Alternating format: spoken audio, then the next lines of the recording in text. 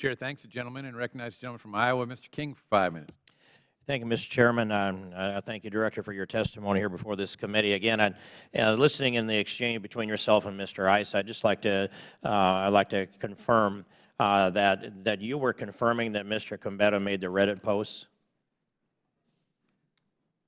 Well, I'm confirming it. I think he did, is my understanding. But yeah, that's my understanding. I think he did. I haven't dug into that myself. I've been focused on a lot of other stuff, as we've talked about, but I think that's right. I certainly can accept that, and I'd like to just go back to the interview with Hillary Clinton and how that all came about on that July 2nd date.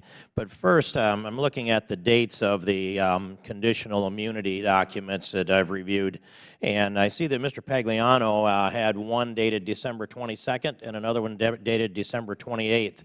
Can you tell me what brought about that second agreement, why the first one wasn't adequate, and if there was an interview with Mr. Pagliano in between those dates of December 22nd and 28th of 2015?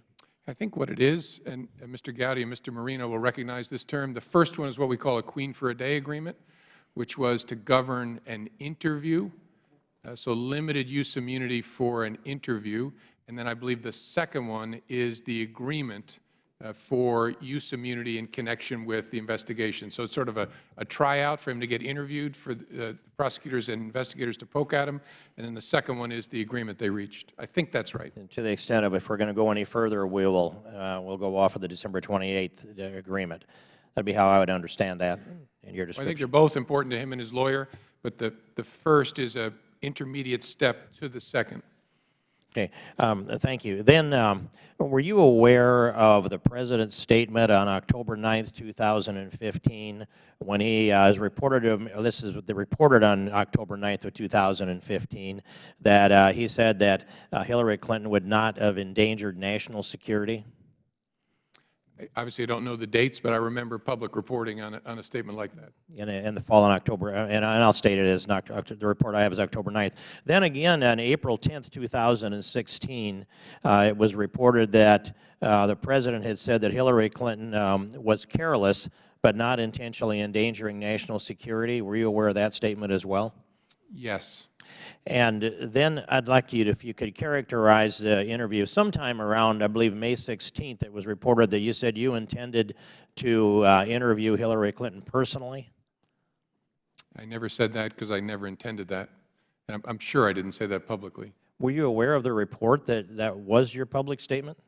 Yes. I think I read it and smiled about it. People imagine the FBI director does things that the FBI director doesn't do. In fact, and I'm not disputing your answer, I'm just simply, for the record, this is a record that is dated September 28th, 2016, Buffalo News. It's got your picture on it, and takes us back to, that's when it was printed, excuse me, takes us back to a document, May 16th, 2016, has a picture of you in the front of it, and I'll ask you to introduce it into the record. It says, FBI Director James Comey told reporters that he would personally interview Hillary Clinton, quote, in coming days, close quote. And I'd ask unanimous consent to introduce this article into the record. Without objection, it will be made. Thank you, Mr. Chairman. And not as a matter of indictment, I don't dispute your word on this. It's what the public expectation was hanging out there is my real point. And then with that public expectation, I think the public was surprised to learn about who was or wasn't in that room. Can you tell us who was in the room involved in either listening to or conducting the interview of Hillary Clinton on that date of July 2nd, 2016? I can't tell you for sure. I can give you a general sense. The witness and her legal team, and then on our side of the table, our agents, prosecutors from the Department of Justice. I don't know if any of our analysts were in there or not, but sort of our team, their team.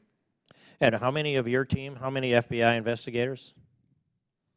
I don't know for sure sitting here. I think we probably had 8 to 10 people on our side, prosecutors and agents. That's a knowable fact. I just don't know it sitting here. Prosecutors. Did Loretta Lynch have her people in there? If you mean Department of Justice lawyers, yes, sure. So how many Department of Justice lawyers would have been there? I don't know for sure. Again, I think it was probably about 8 people, probably about 4 lawyers, about 4 from the FBI. Okay. But again, I could be wrong. I think so about around 4 investigators, around 4 potential prosecutors from the DOJ, a couple of attorneys for Hillary Clinton herself. That would set the scene fairly closely. I think that Secretary Clinton's team was bigger than that. I don't know the exact number. Okay. And then when you received the counsel as to the recommendation you were to make to Loretta Lynch, I'm going to just go through this quickly.